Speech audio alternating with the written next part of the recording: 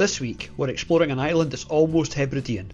Once home to Vikings and Celts, this Gaelic kingdom lies just 19 miles off the coast of Scotland, and once upon a time it was ruled by the Lords of the Isles.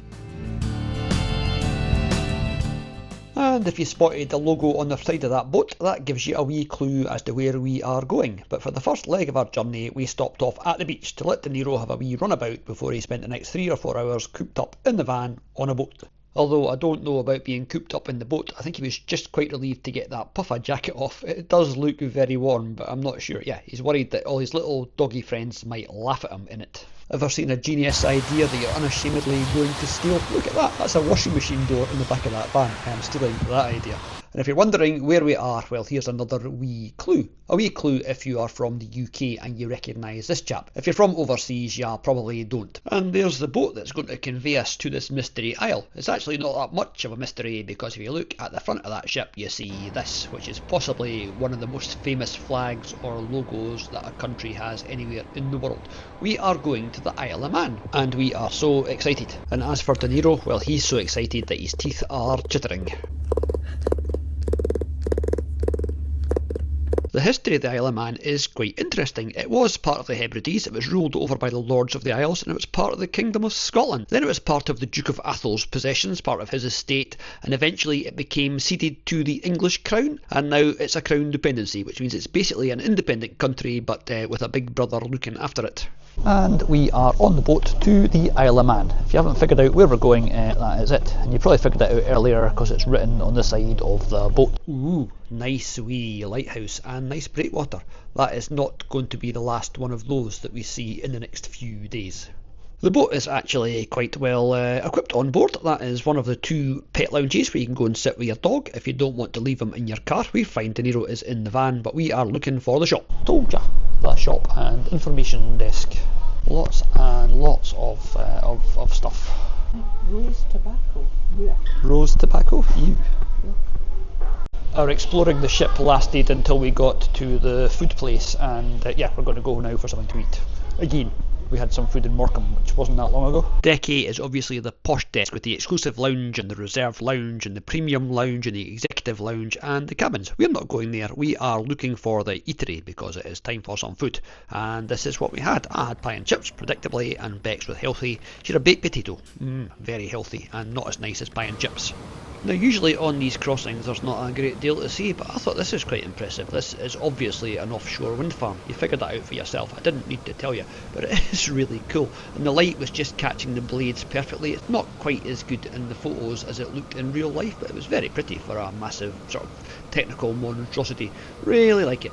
And that is us on our way to the Isle of Man. We are about halfway across at this point. So over there is the wind farm again. I must stop taking pictures of the wind farm. That's what a wind farm looks like if you didn't know. But soon enough we were in the Isle of Man. It was pitch black. So we decided just to park up on the front and go for a wee walk.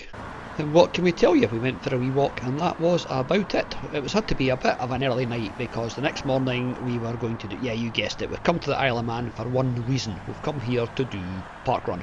We'll spare you the details. It was cold and wet and a bit miserable, but it's another island ticked off on the list, and we were smiling at the start, not smiling quite so much at the end. Fortunately, we had a bit of touristing booked next with a wee visit to a distillery. We love doing these tours wherever we go, and this is definitely one of the best ones that we've ever been on, because as well as all the gin related stuff that you would expect and whisky related stuff, they also gave us an insight into the folklore on the island and its obsession with fairies. Fairies are a big thing on the Isle of Man, and so is somebody who is half man, half goat. It's quite a long, complicated story how he ended up in that predicament, but mostly what we took away from the presentation was don't diss the fairies. And that was it. We spent the night in the Ramsey. Next morning, up bright and early for a wee explore and perchance a wee flight with the drone. Please remember to always feed the fish. Ta-da! Hey!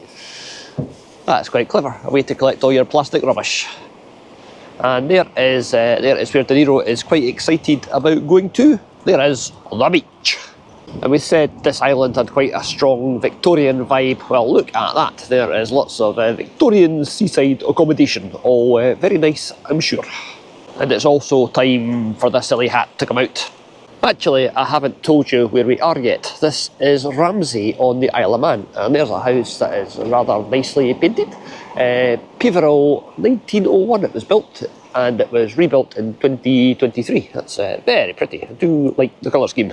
Next to Peveril from 1901, we've got that rather nice Victorian grandeur Belvedere Court, and that is from, as you can see up there, 1887. And unfortunately, Bex is not appearing much in this video. She's usually walking behind grimacing because at parkrun yesterday she ran a bit too fast and has done something to her Achilles tendon in the back of her leg, so she's in quite a lot of pain. Lots of ibuprofen and lots of soldiering on, and possibly lots to drink later on to take the pain away. Right, De Niro, you've got the beach to yourself on the count of 3. Zoom! No. On the count, I know what he's going to do first actually, and I don't want to film it. Oh, I wish I loved anything as much as he loves a beach. Oh, too many stones to zoom properly though. It's not a proper zoomy beach, but he's doing his best. Go on then, there you go. Yay! It was supposed to be the first day of winter today with real 0-degree temperatures, but it's actually quite mild, so we're making the most of it. Because I think last night was a full moon, and we did a little gin tour thing yesterday that was quite interesting, and the guy was explaining the seasons on the Isle of Man, and well, seasons everywhere basically, and that full moon is the start of winter. We're doing a bit of beach combing on this beach obviously, and I found that, which is hopefully not just from the local local restaurant. It's a coconut shell. I'd like to think that's come all the way here from somewhere exotic, but it might have just come from somebody's dump up the road. De Niro is not sure about the scary sea. Maybe that's because of the mermaid fairy that lives out there. Apparently there's a mermaid fairy that lives out there, if you believe the stories, and why would you not? So there's our nice parking space down by the docks, and over there is the town, which is quite nice. Went in there last night for some food. We'll take you across there now for a wee look around. That over there is the local lifeboat. The Isle of Man has got quite a strong attachment to lifeboats. There's a really good exhibition. Let's go and look at that now. You know that we do like what the lifeboat people do, Lifeboat Institution, and this is where it all started. The RNLI started on the Isle of Man, and there's lots of bits in this wee exhibition about ships that have been, they've gone to assist lives that have been saved by these good volunteers. Once again, we cross paths with hedgehogs, because apparently that's how they arrived on the Isle of Man. They were a box in a ship, and it was the ship was wrecked. They were brought ashore, and Greenog means something causing horror. They are horrific. A wee exhibit of things that have come from ships that have sunk. There's some really nice sea pottery. Some nice. I've never seen feather edge. That one there with a sort of green. It's what a feather edge looks like. I've never seen that in yellow or red. So there you are. I learned something today, and that looks to me like bits of flint over there.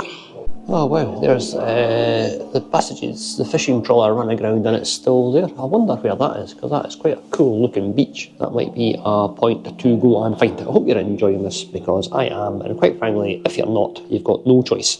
Because, as I always say, I'm the one with the camera. This has just made me laugh. This was a ship called the Thorn that was basically full of alcohol when it went down. And here's some a constant stream of people of all classes to the Wreckstream beach. A scene of wild orgies commenced from about noon, the like of which has never been seen in Douglas before, or very probably since. Lying drunk in charge of a horse and cart with 4 empty bottles. And obviously that's always true. In some cases the women were even as bad as the men. Oh look! A glorious state of insensibility rolling about higgledy-piggledy on the cliffs. I'm guessing if you're going to be higgledy, and indeed piggledy, the cliffs are not the best place to do it. From that picture there, try and not get a reflection on it, it would appear the only criteria for being a lifeboat man was having a really impressive beard. That chap at the top there doesn't look like he fits in. He's not got a beard and he's standing a bit like a teapot. At this point I'd like to apologise for implying that fairies aren't real, because in the sea there's a thing called the mer fairy that catches children that fall into the water and then puts them back on land so they don't drown. It also apparently did not like the fact that I was slightly taking the mick, because yeah, this is what it did to my drone.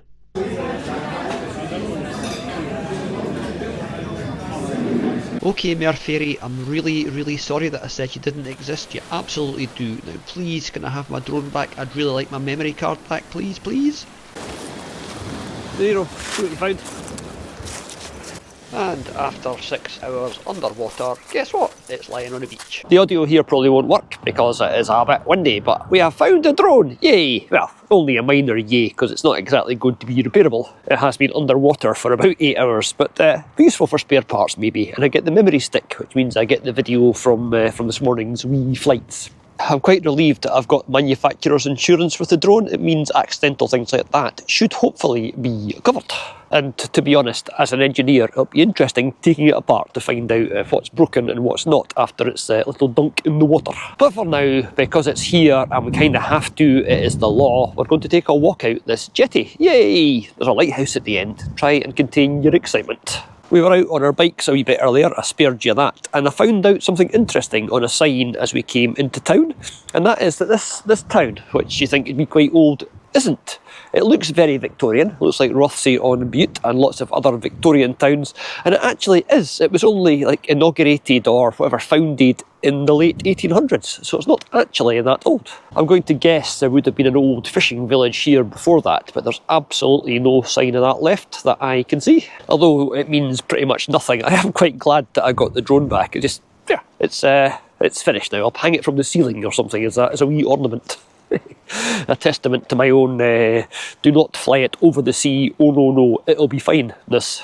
Oh, I better get a move on, because there's a rainbow and there's a wee lighthouse and there's an artistic shot waiting to happen if I can get the lighthouse and the rainbow lined up, so I better get a wiggle on. It's funny because although this is not far off Scotland, even the crows are different. That's a hoodie crow. It's got a black head and like a grey body and black wings, so it's different to the ones that we see not very far away. We'll come back on. Pose. Oh, thank you for your posing. You are a poser. Ah, flip. And while I was filming that, the rainbow is fading away. Oh well, we'll go out and look at the wee lighthouse anyway. There's actually two. There's one there. And there's one over there. The Isle of Man is actually a really nice place. It feels like Scotland. A lot of it reminds me of Scotland, and the people here have got a very proud Celtic tradition. Don't call them English because they're not. We found that out yesterday.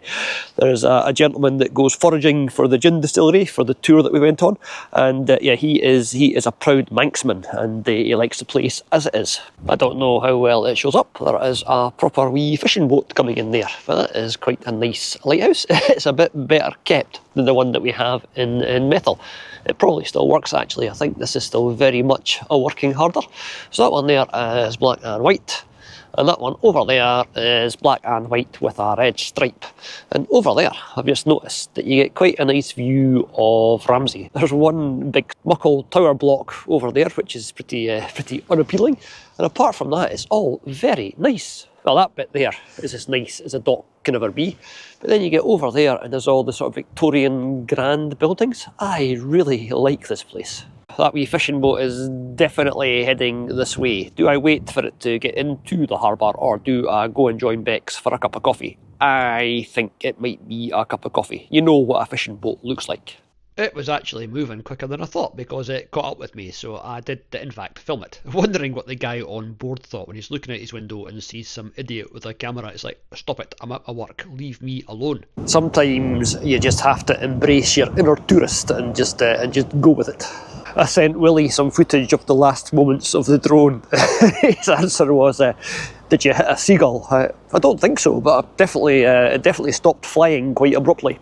I suppose now you want to see the drone's last moments, so here you go. I should make that the title of this episode in some way, because people like a bit of catastrophe.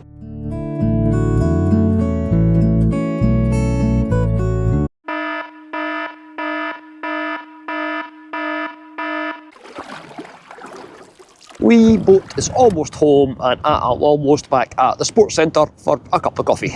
I think the most annoying thing about the drone's wee accident is this island is very droneable. There's lots of castles and lighthouses and a thing called the Tower of Refuge that looked amazing and the drone was going to be just perfect for. Oh hum, I'll just have to take photographs and you can use your imagination. This is a leisure centre. It's also a very popular place for a coffee. It was mobbed this morning with people who were not leisure centre users. It was ladies out for a cup of coffee. So with one last look at Ramsay's seafront, it is time to head off. We are going to head north now and look at a lighthouse, which would be amazing if you had a drone. Unfortunately, well, yeah, we don't, but I'm not going to keep going on about it. Actually, that's not true. I probably am going to keep going on about it. We're going to go north to the point on the Isle of Man that is closest to Scotland, only 19 miles away. If you'd like to support our wee channel, do you know that we have a Patreon, where for only £3 a month you can help us do what we do. It mostly keeps Bex in scones and coffee. And a night in the van meant it was time to break out the fake Scrabble. It's definitely a word. It's the noise made by a fast car. There's a pretty wee lighthouse, and behind it, that is Scotland. And if we spin it round that way, without giving anybody a headache, that over there is Ireland. This is where we parked last night, and it is as desolate and beautiful a spot as you might ask. And speaking of beautiful, there's Bex. Hi Bex! I promised Bex I'm going to be nice to her all day today. She's hating it already, but that's because she's so wonderful. It's also, as you noticed before, beside a massive beach, but it's a very pebbly beach, so I don't think there'll be much in the way of zoomies. So here we go. Don't zoom on the beach! Oh, that slowed him down quite abruptly. And for anybody keeping score, this place is called Point of Ayr, and it's the furthest north point on the Isle of Man. De Niro is not coming down onto the pebbly bit, but he will run on the grassy bit. There he goes. That is one happy greyhound. There is nobody for miles and miles. He's getting the hang of walking on the stones, but only just. It's alright, De Niro, there is a path just over here. There are two lighthouses here. This is a lower one on the beach, obviously. It says 1950 there, and at the top it says James Dove and Coy Contractors, Edinburgh, 1889. It's very photogenic. But there's also the big one, which is behind me. Over there, behind the foghorn that thankfully was not foghorning last night. There's a view that can't be rivalled anywhere else. Look at that. It's the lighthouse and the foghorn and the lighthouse. And of course Bex, looking resplendent in red to match the lighthouse. Resplendent, Rebecca, resplendent. This would be amazing with a drone. He is much happier on the path than he is on the pebbles. The foghorn is some size of a thing as well. I remember a lot of years ago working on the island of North Ronaldsay, on a radio mast at the very tip of the island next to the foghorn.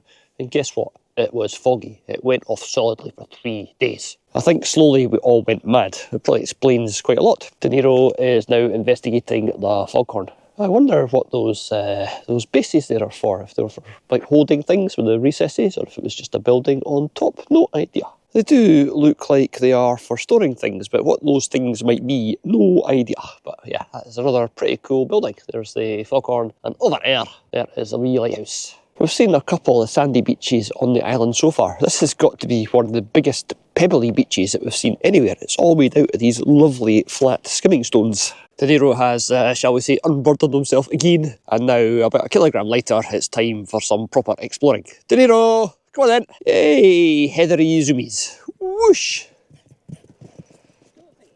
It's quite surprising how large the complex for the lighthouse was, how many people were needed to support it, because there's like a big house there, I'm guessing the head lighthouse keeper's house, then a couple of smaller buildings, possibly for his assistants, and at the end of the thing there's this building here, which I'm guessing will have windows and stuff on the front, otherwise it's got no door. This is a study I call Sniffing Greyhound and Lady who's found a little bit of mobile phone signal from Scotland over there. One of the joys of Brexit is that our phones no longer work over here unless we pay quite a lot of money, so no, we just find Wi-Fi, and this is the first actual proper signal we've had since we came across. Like I said, it's coming from over there somewhere in Scotland.